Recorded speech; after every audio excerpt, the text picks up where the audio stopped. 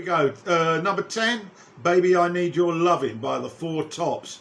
It's written and produced by the Motown's main production team of Hollandosia Holland, and the song was the group's first Motown single and was a top 20 hit.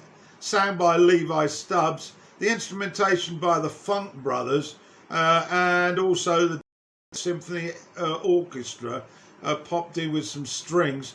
It's a great track. I'm particularly fond of the Four Tops, and so that's my number 10 video. Most of these songs are really as a result of hearing them on the radio. I was actually only 10 years old, but the radio was on in our house all the time. So let's get to number 9. Number 9's I Feel Fine by the Beatles. They released quite a few in this year. Hard Day's Night, the album, of course. But this is the one that I really like. It's their 8th single, and it was their 7th number 1. Written by Lennon. The recording includes one of the earliest uses of guitar feedback in popular music by Harrison. And the riff was influenced by on a 1961 song performed by Bobby Packard called Watch Your Step. McCartney said the drums on the I Feel Fine were also inspired by the R&B classic Ray Charles's 1959 single What I'd Say. Absolute terrific song, of course, and it's at number 9, I Feel Fine. Quite a few Motown songs in my selections. They were really tremendous at this time. Berry Gordy churning out these brilliant single records. And number 8 is Where Did Our Love Go by the Supremes. It's the first single by the Supremes to go to the number 1 position in the Billboard chart, written by Hollandosia and Holland, and there's a great sax solo in the middle, lead vocals by Diana Ross, and the Funk Brothers again turning in with the instrumentation. Absolutely first class. More Motown, Dancing in the Street by Martha and the Vandellas. This was written by Marvin Gaye, but he decided that he didn't want to use it himself, and so it was snapped up by Martha Reeves. And what a great song. It got to number 2 in the Billboard chart and 4 in the UK singles charts. It's one of Motown's signature tunes and the group's premier song. There were some covers later by Mamas and the Parkers, but the famous one was at the 1985 Live Aid when David Bowie and Mick Jagger did a duet of Dancing in the Street. But I prefer the original.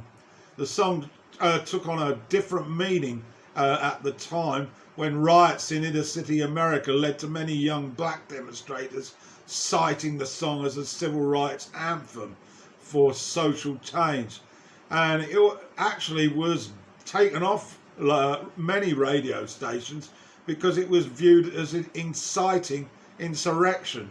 Well, I don't know about that really, but it probably reflected the white anxiety in the White House. But it certainly did get a dance mover inspiration for a racial minority at the time, and it's a very, very good song. Lead vocals by Martha Reeves, of course, and it's my number 7, Dancing in the Street. Don't Worry Baby by the Beach Boys, written by Brian Wilson and Roger Christian from the band's '64 album Shut Down, Volume 2. It's a tender, loving ballad with falsetto lead by Wilson, who also produced the recording. It tells the story of a youth who gets himself into street racing trouble, but is unconditionally comforted by his understanding girlfriend. She makes me come alive and makes me want to drive when she says, "Don't worry, baby." Christian gave the lyrics to Brian Wilson. He was a disc jockey at the time, and he finished off the writing of the song. It's been suggested that it was more pensive and even slightly dark underneath its pristine facade, but I really don't know about that. But I do know it's a great song. It comes in at number 5, This is Keep On Pushing by The Impressions, a progressive soul song, of course, written by Curtis Mayfield, and there was an album of the same name.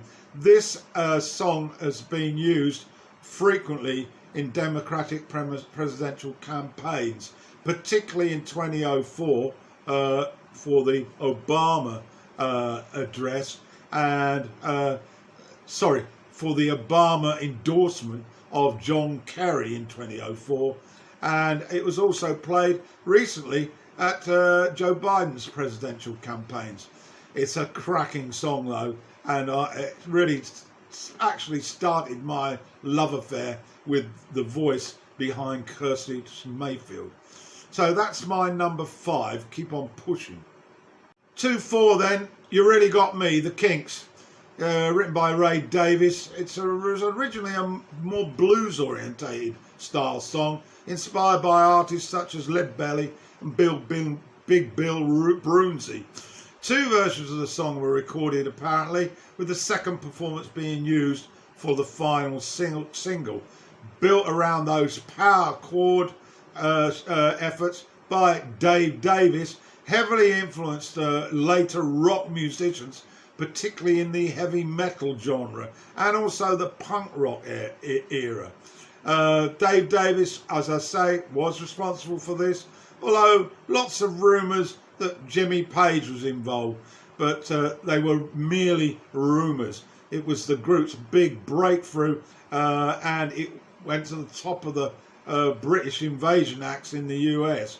It reached number 7 over there, and Davis said he was inspired to write the song one night during his college days, playing with the Dave Hunt Band, when he saw an attractive girl on the dance floor, and he said, "When we finished, I went off to find her, but she was gone and never returned to the club. She really got me going." Say no more, Ray. And number 3, She's Not There by the Zombies, their debut single written by Rod Argent, the keyboardist. I love this song, and of course it was covered in tremendous style by Santana on their 77 album Sunflower. But back to the original, number 12 in the UK charts in September 64, and also got to number 2 across the pond. Argent built the lyrics off from a John Lee Hooker song, No One Told Me, and then it became part of the opening phrase of She's Not Here. So one of a piece of trivia there for you. The distinctive features on this was the electric piano sound, and also the instrument used was a Hohner Planet sound piano.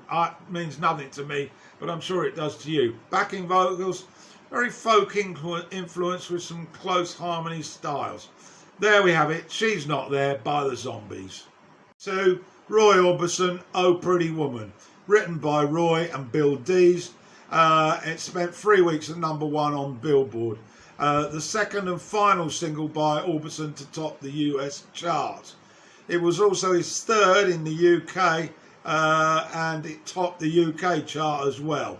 The title was inspired by his wife Claudette, who interrupted a conversation to announce she was going out. And when Orbison asked if he had had enough cash, his co-writer Bill Dees interjected, "A pretty woman never needs any money." Orbison posthumously won the 1991 Grammy Award for Best Male Vocal Performance for his live recording of Oh Pretty Woman, which turned up on the HBO television special Roy Orbison and Friends, A Black and White Night. Absolutely fabulous concert. So that's number 2, Oh Pretty Woman by Roy Orbison. We got there to number 1. My number 1 for 1964 is The House of the Rising Sun, recorded by The Animals. Started out as a traditional folk song, sometimes called Rising Sun Blues, and the unknown author, as was so common in those days. It tells of a person's life gone wrong in New Orleans. Many versions also urge a sibling or parents and children to avoid the same fate. It was #1 in the UK for seemingly ever. I was constantly hearing it 3 or 4 times a day, and it also hit the top in the US and Canada.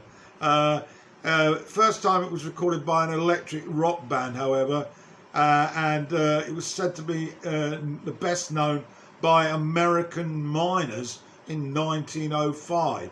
The oldest public version of the lyrics is printed by Robert Winslow Gordon, and it was also the oldest recording was by Appalachian artist Clarence Tom Ashley and Gwen Foster in 1933. So lots of trivia about it, and now I'm going to read the lyrics because they're absolutely stunning. There is a house in New Orleans they call the Rising Sun, and it's been the ruin of many poor boy, and God, I know I'm one. My mother was a tailor, sewed my new blue jeans. My father was a gambling man down in New Orleans. Now the only thing a gambler needs is a suitcase and a trunk, and the only time that he's satisfied is when he's on a drunk. Oh mother, tell your children not to do what I have done. Spend your lives in sin and misery in the house of the rising sun. Well, I've got one foot on the platform and the other foot on the train. I'm going back to New Orleans to wear that ball and chain. Well, there's a house in New Orleans they call the Rising Sun, and it's been the ruin of many young poor boy, and God, I know I'm one. And whilst reading that, I can visualise Eric Burdon singing it, Chaz Chandler on bass, and Alan Price on organ. What a classic. So that sums up my 1964 top 20. This is the top 10. Hope you enjoyed it, and put your own top 10 down in the comments. I'd be very, very interested to see if I'd left anything out. I probably have, but that's my lot.